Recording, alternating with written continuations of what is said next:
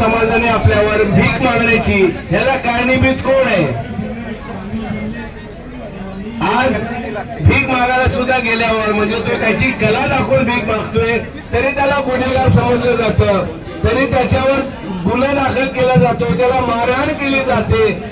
ह्याच्यापेक्षा मोठं दुःख काय असेल? आज पण आमच्या महिलांना किंवा मुलांना किंवा पुरुषांना जनावरांसारखं त्यांना ट्रीट केलं जातं, त्यांना म्हणजे त्यांची वागणूक त्यांना तशी दिली जाते.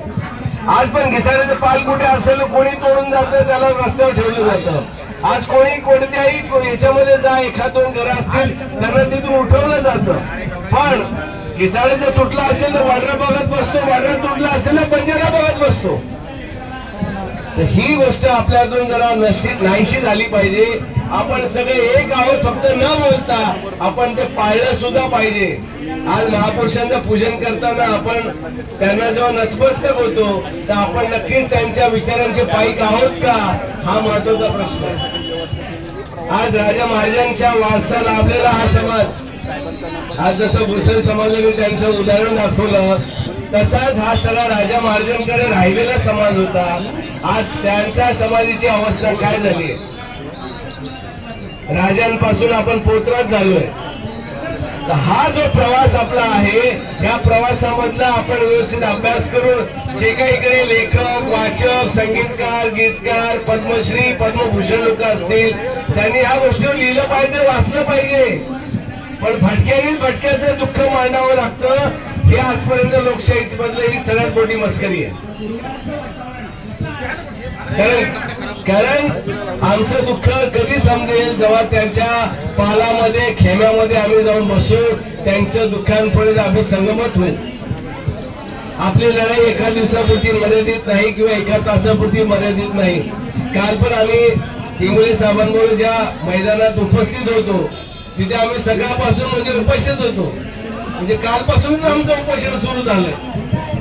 सांगायचा विषय आज तो की समाजासाठी झटणारा माणूस किंवा वागणारा माणूस समाजामध्ये काहीच मागत नाही, फक्त त्याला हवी असते ती साथ. तुम्ही साथ द्या. जे प्रश्न आहेत हे तुमच्या समोरच सुटतायत. हे तुमचे जे प्रश्न आहेत तुमच्याकडून फक्त आम्हाला थोडी अक्कल असेल म्हणून आम्ही इथे बसलो, नाही तर आमच्या तुमच्यात काहीच फरक नाही. आम्हाला थोडंसं लिखाणामध्ये समजलं किंवा आम्हाला थोडंसं राजकारणामध्ये समजलं, त्यामुळे फक्त थोडासा 2 पावलांचं अंतर आहे, बाकी काहीच नाही. पण तुम्ही ही गोष्ट लक्षात घ्या.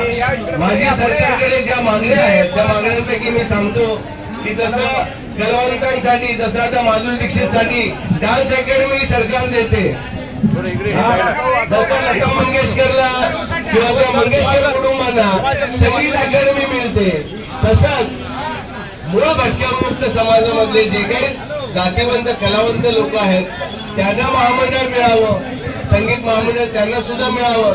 जसा भटक्यामुक्तांमध्ये कारागीर लोखंड बनवणारा समाज आहे त्याला लोहोद्योग महामंडळ मिळावं.